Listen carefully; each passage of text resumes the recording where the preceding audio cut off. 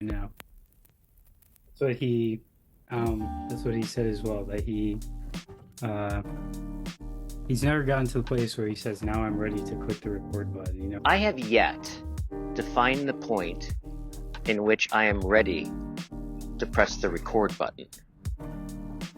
The consideration and cognitive load of that dilemma has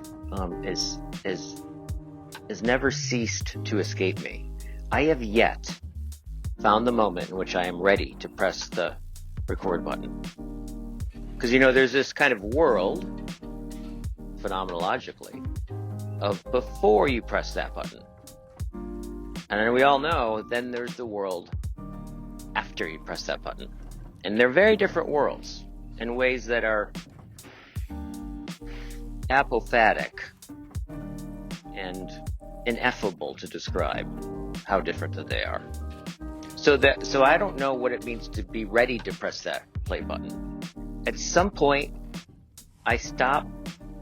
I think I just stop trying to be ready, and I just say this sacred word, fuck it. And then I press the record button. And here we are. Here we are. You are now inside of the phenomenological fuck it of 𝑰𝒔 𝑳𝒐𝒘. Together, at last. It's always like, he just says, fuck it. Yeah. Yeah. Yeah. And I definitely resonate with that. Yeah. One of the things I have to say that, like, with Girl Country, one of the things I never do is like, in the very beginning, I thought I would have to prepare, and I had a little notebook, and I'd read, and I'd write down notes, because I thought, oh no, I won't know what to say. And that only lasted for a very short time, and then it was just like, I just don't. I mean, if I have reading to do, I read, but otherwise, I don't. I think it's a format type of thing, because like this is like a new type of thing where we're used to, like, anything that's recorded has a certain formality to it. Like, for example, Chad posted that thing about, like, one of the things he posted about the whole metamodern thing was in one of the clip conglomerations or whatever. He played some Alcoholics Anonymous stuff about somebody who is most likely long been dead. I don't know who it was, but talking about Alcoholics Anonymous, and it was. We found that as soon as we were able to lay aside prejudice and express even a willingness to believe in a power greater than ourselves, we commenced to get results, even though it was impossible for any of us to fully define or comprehend that power, which is God. Much to our relief, we discovered we did not need to consider another's conception of God. Our own conception, however inadequate, was sufficient to make the approach and to effect a contact with Him. As soon as we admitted the possible existence of a creative intelligence, a spirit of the universe underlying the totality of things, we began to be possessed of a new sense of power and direction, provided we took other simple steps. We found that God does not make too hard terms for those who seek Him. To us, the realm of spirit is broad, roomy, all-inclusive, never exclusive or forbidding to those who earnestly seek. It is open, we believe, to all men. When, therefore, we speak to you of God, we mean your own conception of God. This applies, too, to other spiritual expressions which you'll find in this book. Do not let any prejudice you may have against spiritual terms deter you from honestly asking yourself what they mean to you. At the start, this was all we needed to commence spiritual growth, to effect our first conscious relation with God as we understood Him. Afterward, we found ourselves accepting many things which then seemed entirely out of reach. That was growth. But if we wished to grow, we had to begin somewhere. So we used our own conception, however limited it was. We needed to ask ourselves but one short question. Do I now believe, or am I even willing to believe that there is a power greater than myself? As soon as a man can say that he does believe, or is willing to believe, we emphatically assure him that he is on his way. It has been repeatedly proven among us that upon this simple cornerstone, a wonderfully effective spiritual structure can be built. The manner of his speaking was like, this is like a very, of course, there can be YouTube videos about many different things. But the point that I'm getting at is that it's like, we expect anything that's recorded to have a certain formality, that like it's an interesting barrier that people kind of come up against, and then they realize, I don't know, like I think we kind of see that with some people. I think Joe Rogan freed us all from that, don't you? Joe Rogan did what? Freed us from all those. I think that's true. Yeah. Yeah, all this high production and yeah. The idea that a simple conversation isn't interesting, That's a good show, Yeah. I think. Yeah. Okay, I gotta. Okay. I've been thinking. I watched your teleological object video because when we talked about it the first time, I really didn't, Mhm. like I'm the kind of person that when I see diagrams, I get nervous. Okay. I should make a disclaimer here that it's not, again, it's me reading from his Substack. I So know, I don't claim to. but it was great with the way you put it together, and I got more of an understanding about it. Thanks. But here's what I came up with, or here's the question I want to ask you. Okay. I'd have to think about how to frame it.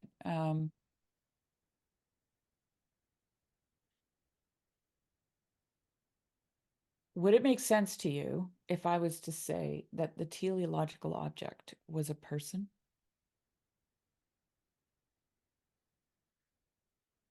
Yeah, I think so. As to not misrepresent his views, this is a brief quote from the first time that he mentioned teleological objects. He says, "At the highest level of analysis, teleological objects manifest the will of God.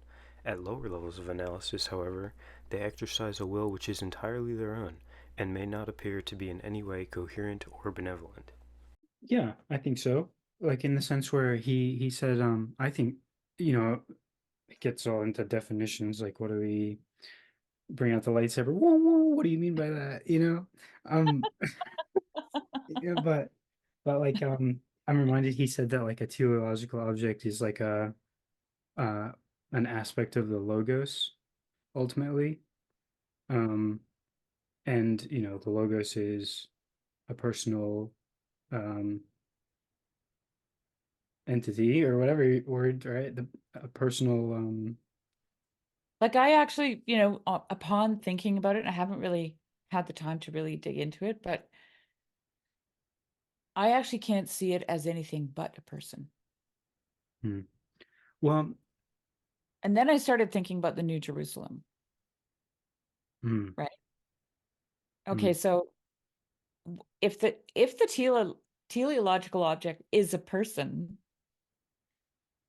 and the New Jerusalem is a teleological object, yeah. then What a curious line of thinking you've raised here, Shari. Yeah, sincerely, like, yeah, that's no, very really, interesting. Yeah, really. yeah. I mean, yeah, I'm reminded how one of the examples of the teleological object that he used for a graphic was me, and then me 6 months from now, me, whatever. So there is definitely like you can understand a person, like as we were discussing last time, the idea that like your soul is kind of like the Yeah. teleological object of you that's like trying to be born. Yeah. And but thinking about the New Jerusalem, I think in that sense, maybe the way to think about it would be that, uh, the New Jerusalem is connected up with the idea of the second coming of Christ, right? Yeah.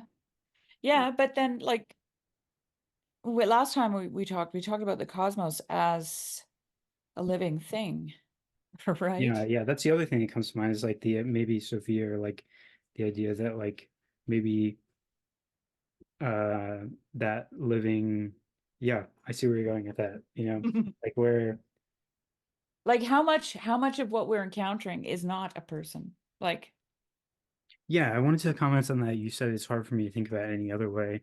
And I don't know if it's a one, I don't know if we can use I don't think we can analogize 𝑻𝒉𝒆 idea of a hyper object.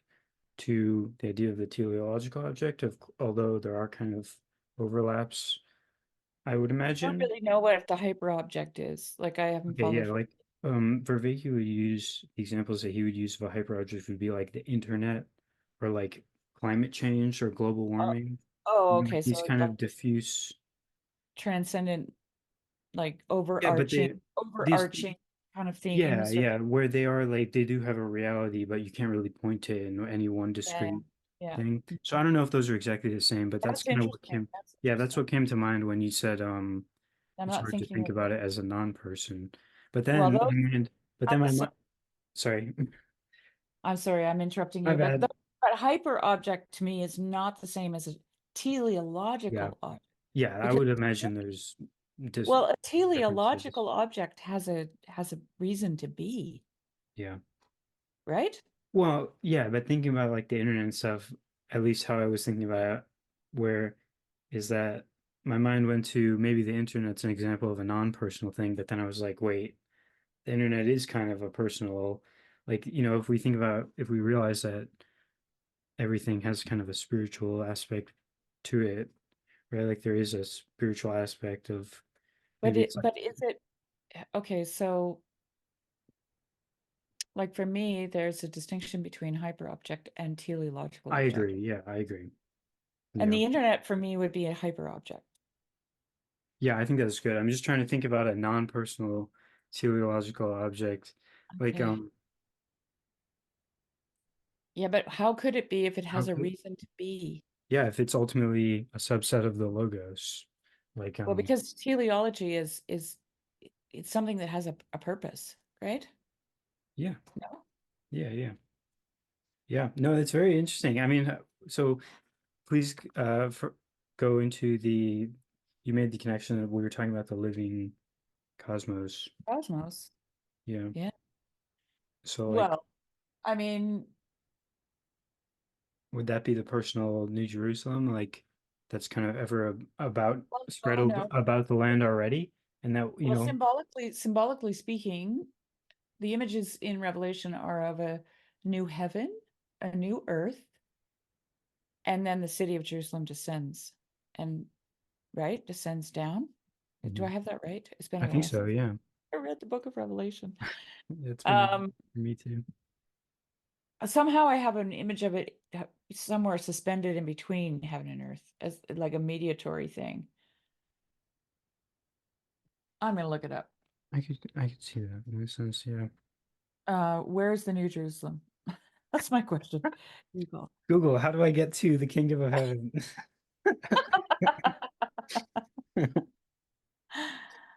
Which way? Oh, look at that. There's one in the Las first thing Vegas? Do they have one in Las Vegas? Little New Jerusalem. the first thing that comes up is in the Latter-day Saint movement, the New Jerusalem is viewed as this physical kingdom that will be built in North America centered on Independence, Missouri. Wow. Man. Yeah. Those Americans, they have a tendency to think that Okay. they're the Okay, here's tools one. of humanity. Revelation 21. Here's the verse.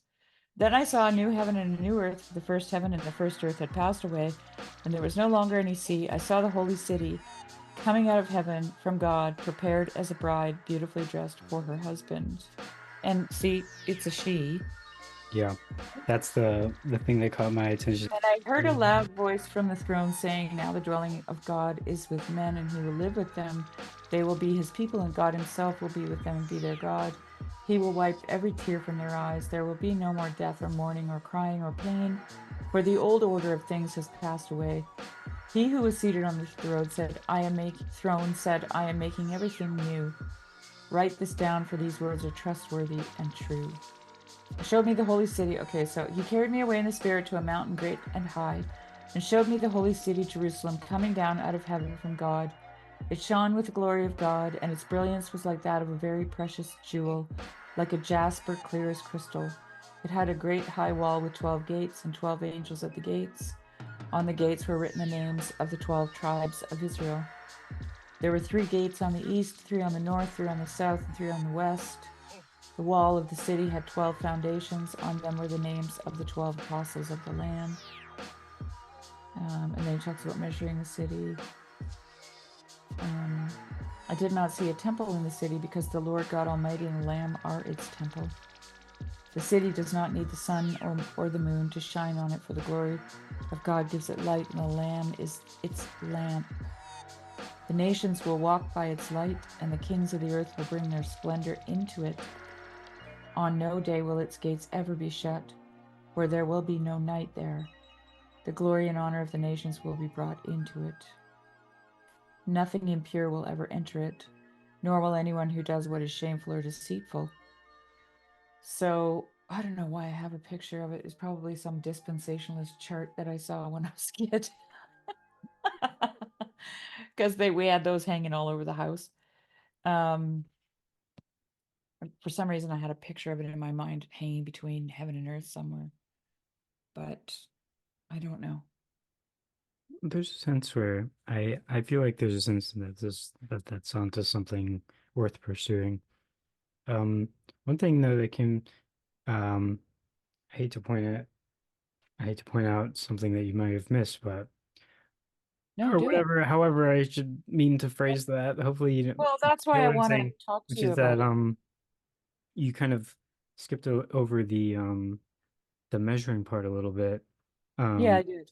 Yeah, where uh he it's the uses like measure. the measure of a man and stuff because we're Yeah, talking about like a personal force and stuff, and also right. like that's Bulgakov's.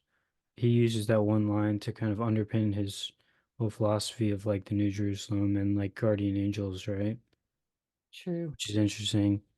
Yeah. Um, uh, and I don't know beyond that, but there's something about what you said about how, trying to, I don't know. I think, yes, I feel that this is correct. What you are kind of, I don't know, we're Well, circling. I wrote a couple notes and I was like, it seems to me to be someone like Job, right? So it has a mediatory, like it's mediating Well, something. And well, then, it's the yeah. bride of Christ, right? Would be Sophia, and um, Well, I don't know about Sophia. The bride of Christ is the church, right? is hmm, The church.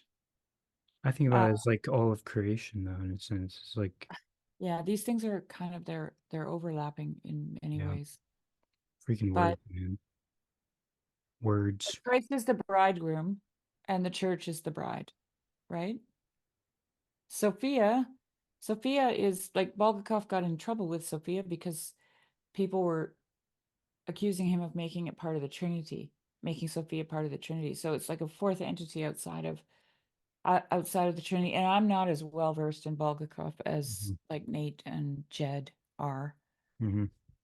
But from the little bit that I know, I get the sense because Sophia is the wisdom of God. And so, and it was with God when he created the world, right? And it's also found within creation itself. So there's this idea of a creaturely Sophia, and then there's a divine Sophia, which is, uh, and this I'm not entirely clear about, but it's like Mary is a relatable image of the divine Sophia in the sense that it's her willingness to allow Christ to be born in her, Hmm. right? Yeah, and that's what kind of was tripping me up a bit when talking about the New Jerusalem being this feminine bride. Prepared like a bride, it says. Okay, It's adorned like a bride, but it doesn't call it the bride in Revelation. but there is also a bride, which would be Yeah. humanity or like the church or something. Is that right? I'm not sure. I mean, I think the church is humanity, but Yeah, not everybody agrees with me. that's yeah. Whatever. Mm. Um, yeah. But this is something I wrote. I think of Job as an apology, as an analogy to what it means to be human. And the parallels to Christ are also not lost on me in this respect. I think most people fail to see that he was also human, Christ. And this is why for the fathers it was so important to codify the two natures of Christ. There can be no argument for his humanity. And then the Virgin enters in as the grounding force that directly ties him to humanity, but also codifies that to be born, he must be born of a virgin. So if Christ is born in me, he has to be born in a place in me that is virginal. Mm. And I think that this hyperlinks, like that Yeah. Bible diagram, hyperlinks to the book of Job because of his integrity. I think that that's what they're both talking about, the same thing. Yes. That my integrity is my virginal space where Christ is born. Hang on a second. Let me Sure. just mute this. Where's the mute button? Yeah. I'm not sure if you can still hear me or not, but just to brainstorm a bit off of that I follow what you're saying there. I think that that vibes with me. Okay. Um uh but you were trying to say that like the New Jerusalem is kind of like this in a sense. Like Okay, so let me just finish my thoughts because I wrote something else down. What is for interesting sure. about the teleological object is that it lives within a timeless world, right? Yep. Perhaps this is why Job was able to see resurrection. And we talked last time, we talked about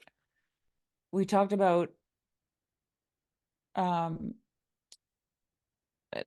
if you live in the moment, if you live in the present, you're living in that timeless space, right? Yeah.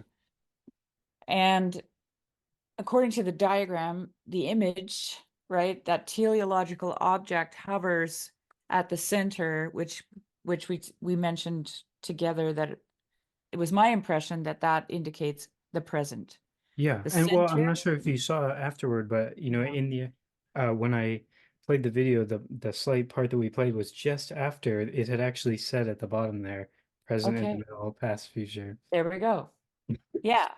So that's the time, that's where the teleological object actually resides. It resides in a timeless world. That's why it's depicted as being transcendent, right? Over top of everything, over Hmm. time, over that timeline. Yeah. It's over it. And Jesus ascends, doesn't he? Like when he Hmm. leaves, Yeah, he actually rises up into into heaven. Yeah, into a into the timeless in into a timeless space. yeah, and heaven not as in like you know heaven in like kind of the Pavlovian sense where like heaven is also here. Yeah. Yeah. Yeah. And see, for me, I'll say something really heretical because it's your channel and I can just say whatever I want. But Heresy corner. heresy corner. I have to be really careful about this stuff because I haven't articulated it, and so Mhm. my words are going to fail me on it. And I don't want to reduce Christ to some kind of symbolic image because I think Jesus was real, and I think that he actually created a way for humanity. But he's real in the sense that he's a real human being. He Yeah. is the most real human being. Like he is the person who actually became human. Like John Baer talks about, he has a quote from Saint Ignatius that he uses all the time, where Saint Ignatius he's being taken to Rome to be martyred. And he writes a letter to his followers and he says, "Don't try and get me out of this, right? Because I am going, if you get me out of this, you will kill me, I am going to be born. And where I'm going, and this is the way that I become truly human, right?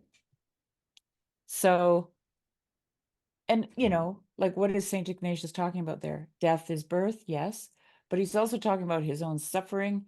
He's talking about what it means to be anthropos, human, right?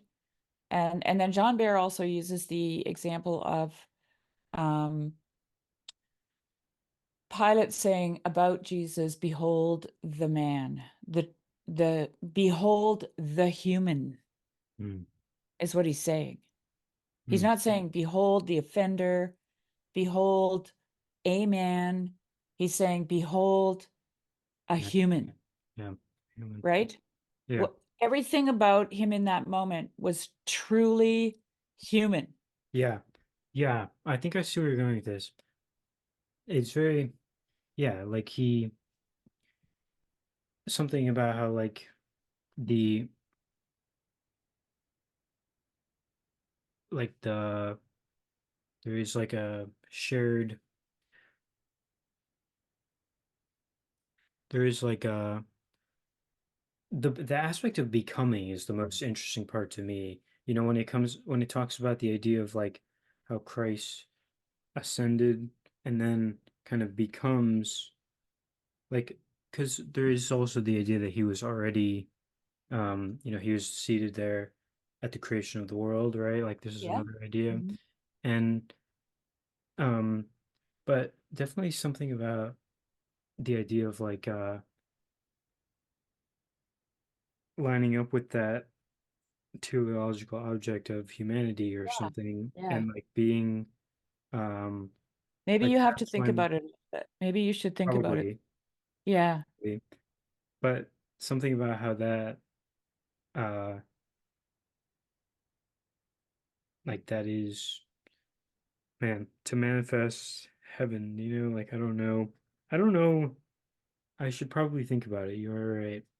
Yeah. Just think But about it and let it sit with you for a little bit. And I'd be curious to think about your because we get caught up in the cubits and the measurements and the idea of something as a geometric shape or whatever figure. Um, but all this language is symbolic language, right? And like if because I listened to read and listened to Barfield, I've got a really great lecture by Barfield, and and then I listened recently to one that Malcolm Guite gave on Barfield, and of course this is Barfield's whole thing about language, right? That it's reveals the evolution of consciousness. So if the further back you go in time, the more connected language was to everything else. And he always likes to use the example of pneuma. Pneuma is breath, wind, and spirit. mm, And he actually uses the verse in John, I don't know what chapter it is now, about the spirit being born. Let me see if I can find it. And I want to make sure I heard what you were saying though, like because like you're talking about how Jesus ascended, and something about that really clicks a lot of buttons in my yeah, mind. When yeah. you um Mm. and talking about the timeless nature of the present moment, humanity, it's really tough. It's a Like, lot of stuff. yeah, um, yeah, I don't know. I should let you read here. There's Uh, something so curious in there though that like it's kind of bugging me. That now like it's on the now we're hanging on this precipice of like I feel like something really significant. Um, but that's but okay because has to settle down. Like, Yeah, it's true. It's true. like I think all these ideas, they kind of they float like little snowflakes in the sky, right? And Mhm. they have to land It's true. and they have to Hmm. form something, you Yeah. know? And it- Yeah.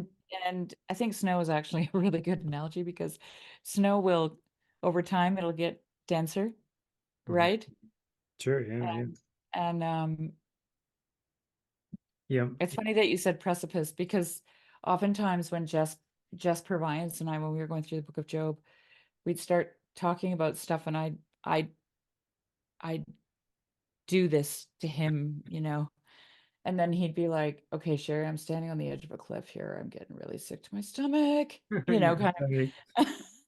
My bad. Yeah. I'm at the edge, Hmm. and we'd often get to the edge. And I actually found a quote by Gregory of Nyssa that talked about being at the edge like that. Do you want to hear it? Sure. Okay. It's so good. Yeah. Um, Don't lose your train of thought about Barfield, though. You were oh going to yeah. say something about there. Did you see the clip I posted yesterday? Barfield and Bohm. Yes, and I Bohm watched Barfield. it. I didn't know they talked, and I have to read Yeah. the transcript. Pretty exciting, right? And I'm kind of a fan of Bohm because Matthias Desmet quotes him a lot in his book. Hmm. I Um, have a couple clips from him. Clips from who? Bohm? Yeah, I have a couple more clips on my channel. Oh, cool. Yeah, I like him as well. Okay, so here's Gregory of Nyssa. He says, where is it here? Where did it go? Oh, here. Okay, the contemplation of beings is restricted by a certain notion of temporal interval which cannot be transgressed. Indeed, for every conception which the mind gives birth, an interval of time is considered along with the substance of that which had thought it. An interval of time is nothing other than creation. The good which we strongly encourage to seek, guard, to unite ourselves and cling to transcends creation in thought. Our mind functions by using intervals within time. So, how can it grasp God's nature, which is not subject to temporal extension? Through the medium of time, the inquisitive mind always leaves behind any thought older than what it just discovered. The mind also busily searches through all kinds of knowledge, yet never discovers the means to grasp eternity in order to transcend both itself and what we earlier considered, namely the eternal existence of beings. This effort resembles, okay, here's where he says it. This effort resembles a person standing on a precipice. Let a smooth, precipitous rock which abruptly falls off to a limitless distance suggest this transcendence, whose prominence reaches on high while also falling to the gaping deep below. A person's foot can touch that ridge, falling off to the depths below and find neither step nor support for his hand. To me, this example pertains to the soul's passage through intervals of time in its search for God's nature, which exists before eternity and is not subject to time. His nature cannot be grasped because it lacks space, time, measure, and anything else we can apprehend. Instead, our mind is overcome with dizziness and stumbles all over the place because it cannot lay hold of transcendent reality. That was St. Gregory of Nyssa. Hmm. Thanks for reading that. Mm-hmm. Yeah. But it's interesting because he's talking about something that's transcending and is timeless. Like, I haven't read this for a while, and it's actually very connected to this teleological Yeah. object, which seems to be God's nature, according to Gregory of Nyssa, which is a person, right? Yeah, that's the part that's really like, you really threw quite the wrench, the monkey wrench at me there. I got all my, Another brief quote. Here he says, here the TO, referred to as a messenger, appeared as a metallic autonomous vehicle of some sort which slowly hovered into position over a stone pillar, dubbed a watchtower. You really threw quite the wrench, the monkey wrench at me there. I got all my, I find myself always using these mechanical metaphors, but I feel my gears going like, bah, bah, bah, bah, bah. Yeah. It's Yeah, very, and that's what I wanted to say before about the use of symbolism as a language. Like the old, the ancient people when I was talking about Barfield and pneuma and breath and wind and spirit and all that stuff, right? Like Mhm. all that was together all at all times. Mhm. So if you use the word pneuma, it was either one of those things. Mhm. It wasn't, there was no distinction between wind, breath, and spirit. Yeah. Yeah, you also talk about thunder, for example. Yeah, so so it's like um somebody asked me this question recently. Let me just read it because it'll make more sense to me even. Um Sure. where is it here?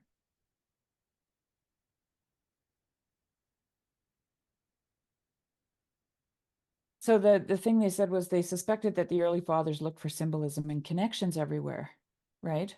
And I said, I don't think they looked for symbolism. I think it was the language that was spoken. It's more that they understood that language. We just don't speak a symbolic language anymore, right? Mhm. So, like when John was writing the book of Revelation, everything that he wrote, it was like another language describing a whole layer of propositional knowledge, actually, right? Yeah. But it's all in the form of images. It's like a dream. It's like a Yeah. dream. Yeah. And that's exactly what Martin Shaw said to me. He said, we need to realize that we live in a dream, right? We live in a symbolic world. And so, like when we retell our dream, we don't ever think that that dream is telling us exactly what it portrays. Yeah. Like we don't, I used to have a dream all the time that this bear was coming for me and it was going to cross this raging creek on this creaky old bridge. It was always the same dream. And Mm. I could see it coming, right? Mm. And I wouldn't get up in the morning and think, oh, I got to stay away from raging creeks, creaky bridges, and there's a Mhm. bear. Eventually, a bear is going to kill me. Like I wouldn't wake up from the dream thinking those things. I'd Mm. wake up from the dream thinking, what does the raging creek mean? What does the creaky bridge mean? Right? What Yeah. does the bear mean? And Yeah. that's how the book of Revelation is written. It's written in dream language and symbolic language. Yeah. And so even if the thing is measured, what does that mean? Right? Even if it's called a city, what does that mean? That's always the question I think I ask myself, Yeah. you know. Yeah, I feel the same way, because my intuition is that it's not, is that like it is already apprehendable, and that's not like in the sense where we could apprehend some I could apprehend future New York in this present moment in a way. I don't think it's like that. I think it's like the actual. I'm going to open my door and you can hear my geese because they're just out here Sure. trying to bite my dog. They're trying to Sure. bite. What are you doing up here? Huh? What are you doing? Get. Go on. They're like a little band of bullies, I tell you. My dog's out there going, let me in, let me in. Anyway, I interrupted you. I'm sorry No about worries, no worries. that. Um, I have a sense that we can already apprehend, like we can already get in touch with, like, I don't know, the New Jerusalem is, as we were talking about, if it's coming from above, it's not just this necessarily placed in the future, right? It's like encoded already or something. It's like holographically exists or something. Well, see, when I ask the question, could it be a person? I'm not asking which person is it or who is Oh it. yeah. I'm Yeah. talking like because the whole concept of person is it's complex, right? As complex as a person is, Yeah, that's right? why I almost brought out the lightsaber, you know? Like yeah, maybe that's a, maybe it's appropriate, you know, like in where I don't know, maybe it would be helpful for you to kind of elaborate what you mean in a sense by that because you know, when I think about the kingdom, I almost think about the it's when we line up with the teleological object that is most close uh most closely associated with the logos, like the most Okay, immediate so well, here's the the most simplest language. immediate subset. Wait, what? Oh, sorry, we're lagging again. But No worries. here's the simplest language. Christ is the head, and we are the body. Yes, I think that's correct. And like, um, so that um, when we are in right relationship with um the logos or the teleological object that is the New Jerusalem or something, it's that's when we are experiencing the living cosmos that shines with um spirit or something. You know, it's like Okay, well, that's when we Jonathan, have true vision. Like I'm because I'm trying to connect it to the personal force, and because that's when there is a sense where like that is how I understand it, that when we are in right relationship with right. that, then we encounter the world as a personal living being.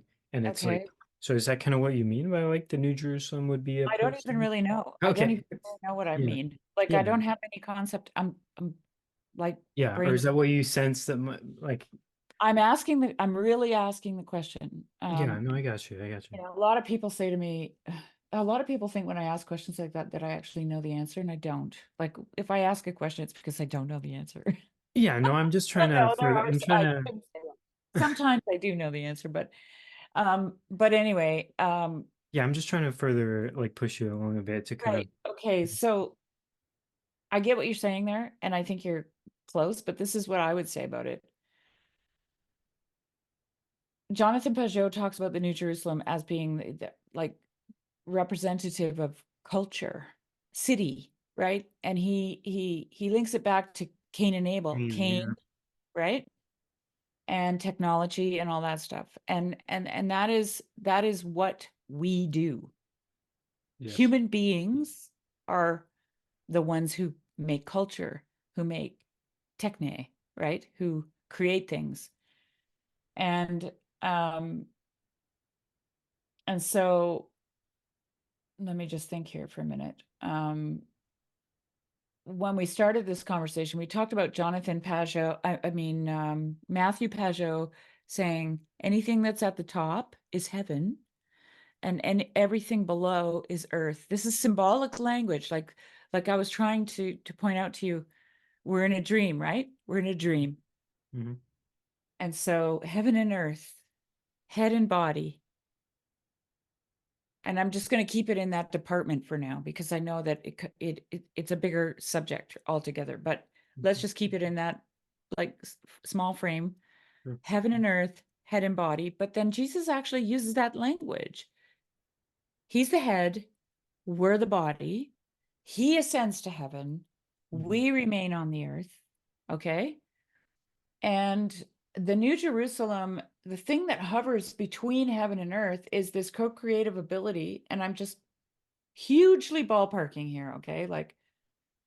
But it would seem to me right at this moment, and that can change, that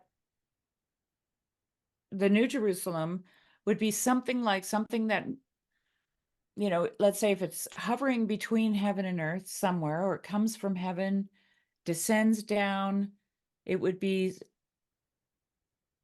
like perfect human culture. You know what comes to mind for me is perfect human relating. That's what comes to mind for Well, me. that Because would I be think, make it yeah, perfectly human culture. Yeah. yeah, because, because, yeah, this is, you know, what I've been talking about is the idea of like language, and that when we get language right, because I Mm. think, where when you said the connection to Cain and stuff, like my mind goes to how there is like a technical aspect of language, right? Like it's like it is kind of like a tool in a sense. And of course, that's not the only meaning of the whole Cain, like that whole story that Jonathan Bishop talks about, like just the No. tool Yeah. making, but Well, um, there's a part of that story that I don't know if it relates to this or not, but the blood of Abel calls out from the earth, right? The I'm not, slain brother, his blood calls out from the earth.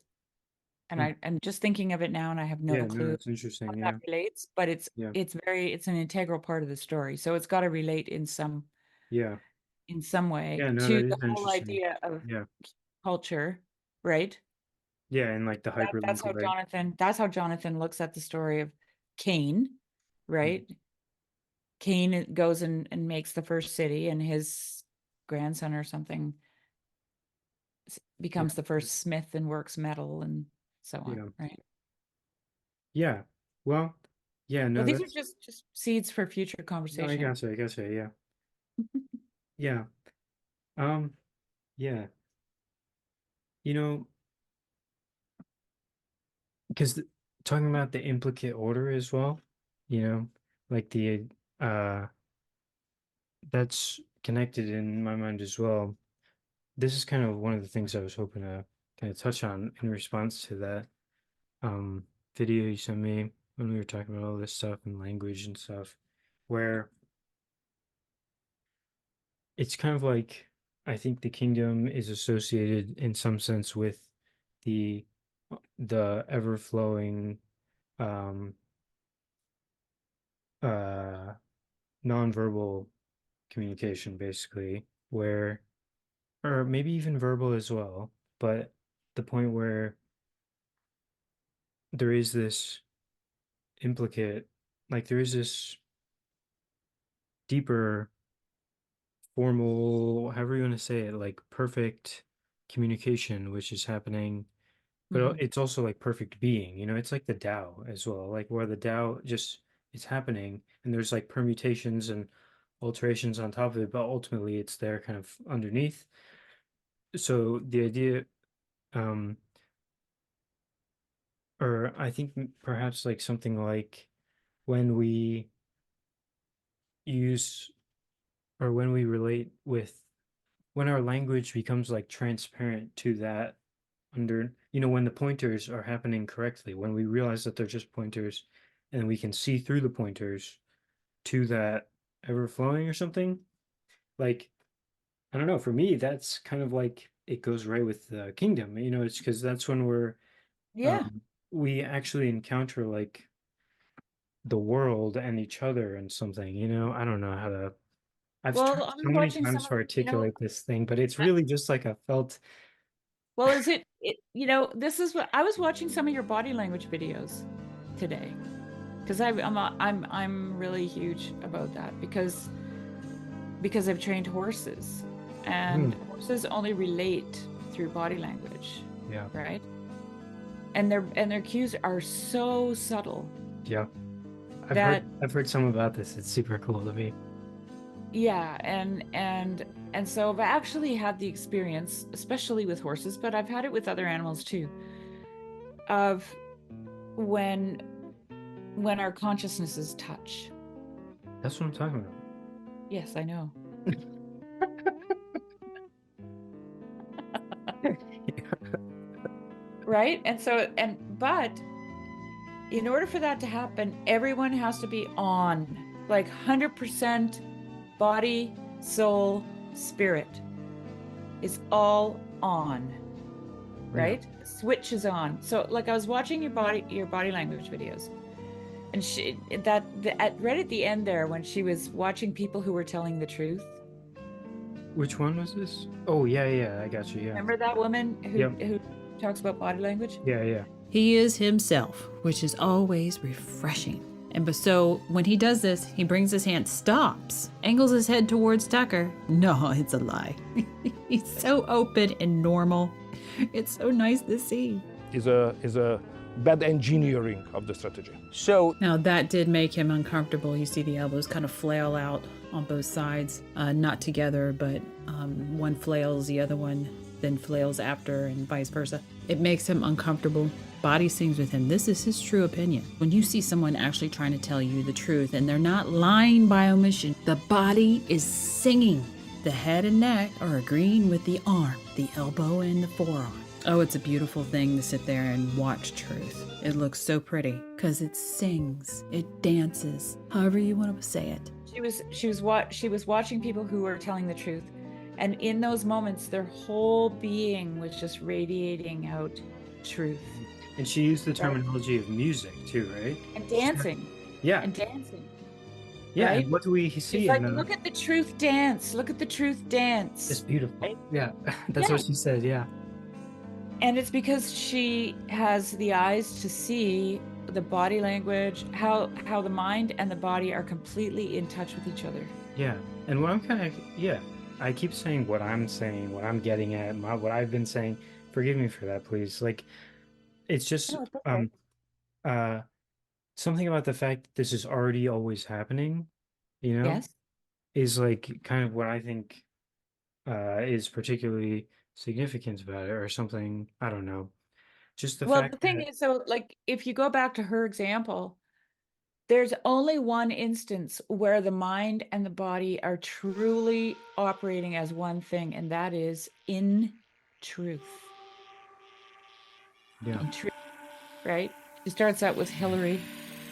yeah, So, as I write in the book, is that the American people didn't even know that the FBI. So she goes into, as this comes out, blah, blah, blah, blah, blah. The hands are coming together, exaggeration. The movements is very exact, and they don't match syllables. If I'm giving you emphasis on something, or it's flowing with the words out of my mouth, it's natural in a truth-telling person that they follow the syllables in the words. With Russia starting in the summer of 2016. And then you see the summer with the head bob. So that part is all true. That's when it started. So you go, okay, so I've got this truth. Right. So I know that voters should have had that information. That Now you don't see anything with voters. You do see it with information. And this is where the mind body disagree. And this is why we say it's more portrayal, because it's a mix. Voters doesn't match. Information matches. So it's like, oh, okay.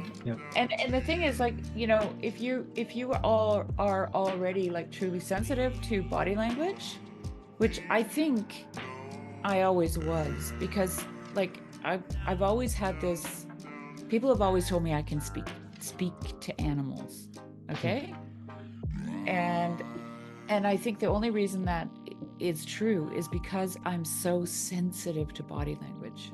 yeah, And that's how I interpret my world, right? I Yeah. can tell if something's true or not by the body language. And of course, I'm not saying I can read. I'm not a body language expert. I Mhm. can't tell when people are lying. Mhm. But the ones who are always true are animals. They are always connected, mind and body, okay? yeah, So there's never any deception when I'm interacting with them.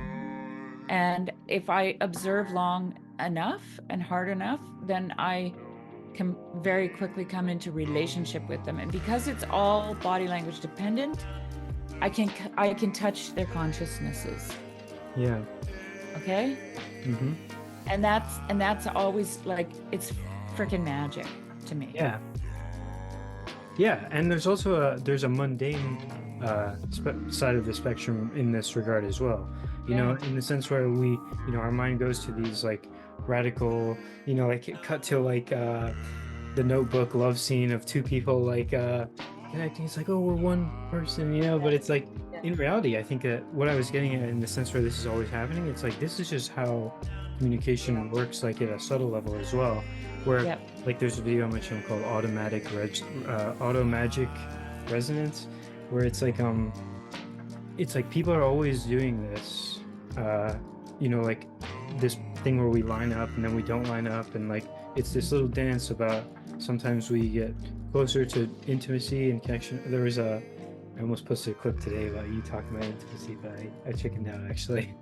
um, I think maybe I'm either gonna look for a different song or something. I'm not sure, but anyway, um, like that's always going on, and it's Yeah. kind of this it's like there's a mundaneness to it as well, and this is kind of how I think that Wait, do you think that that blinds us to it?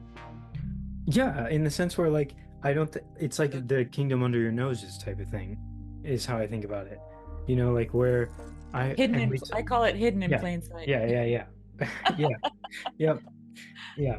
Um like and I also think that perhaps it's relevant if let's say I'm not totally off my rocker and that I might be like I don't know. If this is actually kind of what I'm making it out to be or something, the importance of body language or whatever, this is how I would imagine that it would happen. It would spread, and that it would not spread, but like it would arrive, would be through the fact that it's already all the infrastructure is already in place. We talk about the city, it's like, Oh, I see what you're saying. I don't see where's the new kingdom, where are the roads and stuff like, we don't have a sense for where it might be arriving in that regard. But if it's something like more mundane or more that we're used to, like language or something, like I would see where it would be like a mimetic thing where suddenly we realize that we're busted wide open right in front of each other, Suddenly we realize, and then all of a sudden it spreads Wouldn't like that be wildfire. awesome? Yeah. I love that. Like Bust. I think it'll spread wide open, like it spread like wildfire, people realizing that we're right in front of each other or something. Yeah. Well, see, this is the problem I have with language, right? Like I've had this ongoing struggle with, because I love what Barfield talks about as, language as fossils of consciousness, showing us the evolution of consciousness Hmm. and But the all that, poetic relations in languages and so on. But then as human beings, like I don't have any problem. I don't have any obstacles in my relationship to my animals, yeah. right? Yeah, it's because there's no left brainism, propositionalism getting in the way Well, and we stuff. don't fight about the definition of words. Yeah, We haven't got there. precisely. Like I can't tell you how, even just in this conversation, which I've loved every second of it, but like even just in this conversation, like how many times it comes to my mind that like it's just words, like people, in the sense where people, so much of the talk, in my opinion, so all talk, not just in this little corner, so much of the talk is just when people say a sentence and then Yeah, somebody has a different definition. It's I know. like I know. I didn't know that until I actually joined so the much. Discord the first year. And if it hadn't been for Manuel, who sat in the voice chat like day in and out, he He was went by the actually, sorry, I can't interrupt you. Manuel and Mark. He was actually the first person I talked to, in terms of like an actual encounter where I joined the Discord. I was like, hey. Yeah, yeah. And Yeah.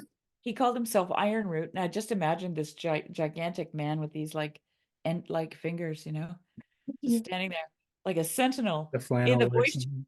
Yeah. hours on end. Yeah.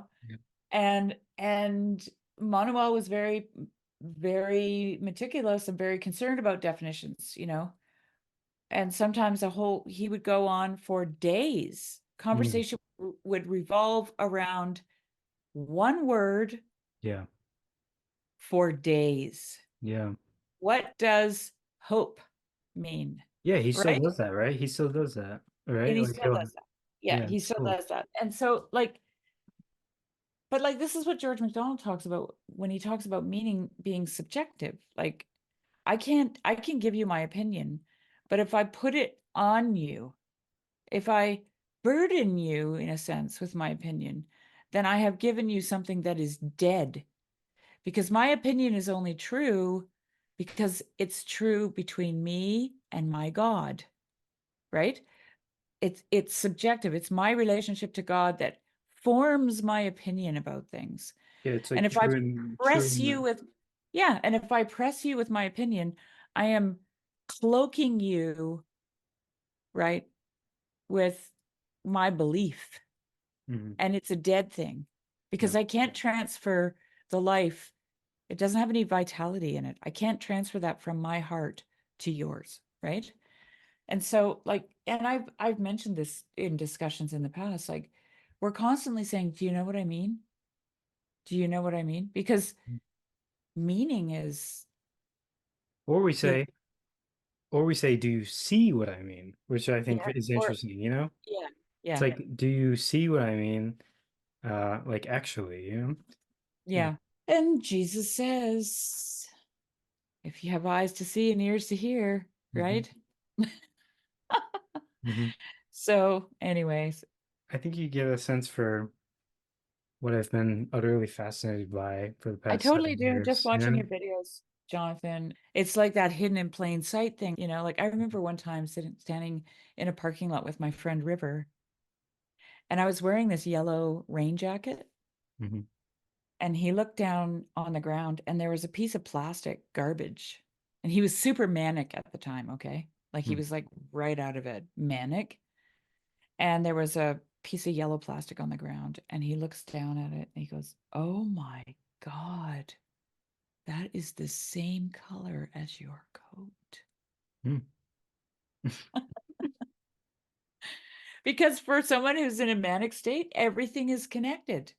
Ah, It's all connected, okay? I see, I see. But you know what? Because of the way I am, I totally got where he was coming from. And I Hmm. looked at it and I looked at him and I said, "It is." Right? Yeah, So what does that mean? yeah, Does that mean I'm covered in garbage? yeah. You know, Oh like yeah, trust me, I can't tell you how many symbolic connections I have to dismiss every day. It's like because yeah. it's dangerous if if people, I don't know, when you dip your toes into synchronicity Well, land yeah. or whatever, Yeah, you could drive yourself insane for Yeah. sure. But the thing is, But yeah, it's a blessing as well. I could never look at River and think he was crazy. Yeah. Like it just never entered my mind that he could be crazy because I understood I knew what he was seeing. Hmm. Not that it had any significance, but Hmm. then again, maybe it did. You know what I'm saying? Yeah. Well, I, yeah, yeah. That started as you saying that you had been watching my videos. I want to say I appreciate, I enjoy this very much, like talking with you. So it's right back at you. I love talking with you, and it's very exciting for me that you've been enjoying my work, because I hope to have many more conversations with you. good, cool. Yeah. Yeah, me too. Me too. And like I know for a fact that I can be kind of overwhelming, like because I go all over Yeah. and I've had people say, "Stop talking." So anytime it gets to that point, that's fine. Just let me know. That's It's like well, Jess. I haven't gone there in Look, my Jess, time. at the bottom of that cliff. Look at that. Isn't that amazing? Should we jump? Yeah. Well, I haven't gotten to that point, at least not Okay, yet. If anything's overwhelming, it's more so that I want to make a good impression oh, or that uh or that who knows who could be watching some recorded video of this, yeah. Well, you're already making a good impression, just seeing how you are connecting things and I'm glad. I love it. Yeah. I'm I gonna have I to, really do. yeah. Cool. Well, I'm glad to hear that. And yes, I do. I don't know. I feel like with this, we're coming full circle in some respect, and that maybe this seems to be perhaps the end of our talk tonight. But there's definitely so many things, that I feel like we were kind of meandering about, and that Yeah. might have more in them. And particularly, I think we delved into it a bit more, this idea of the connection between teleological objects and personal um, beings, I suppose. Um, but I don't know if that was the exact thing that I said. I'd have to think about more, but definitely gonna be thinking about that more. And Cool. Yeah. um, Well, let me know what you're thinking about. yeah, we'll do. Um, I feel like there was something that I very much was thinking about, but Okay. uh, I don't know. I think we've probably said enough. Um this connection between the implicate order or the timeless I don't know. I think we actually, I'm so used to trying to describe my interests to people for so long and it not working, or like it just kind of never landing or anything. But I feel like, it seems like you understand what I'm pointing at, I which do. is it's very comforting to me. Yeah. Or maybe Yeah, not, comforting is a dangerous word, but it's very reassuring to me in the sense that like you totally. know, the kingdom is at hand and we can encounter it in relationships with each other and with reality. And Mhm. like, it's right in front of us, type of thing. I don't know. There's Hidden in plain obviously sight. yeah, yeah. We just And got to get busted wide open. yeah, yeah, yeah. And then the timelessness aspect, it's also good. I think the timeless, maybe that's one thing I'd be interested to maybe talk about sometime with you a bit more is the idea of the temporality because we are talking about music. Mhm. You were talking about the visual language videos, and then I made the connection how she used music terminology, and I think there's a whole nother world that gets blown up there Cool. because Yeah. music. I'm thinking about the Song of Songs, right? I'm Music thinking of the about spheres. yep, and I'm thinking about the the songs that is sung at the end of the Book of Revelation, Yep. and also just the natural song-like nature of speaking, like intonation and stuff, it's And all very creation has so much music. yeah, yeah. So we'll have to save that for next time. Sure. So Sounds cool. good. Awesome, Sherry. Thank you so much for talking with me Yeah. again. And Thank you. cool.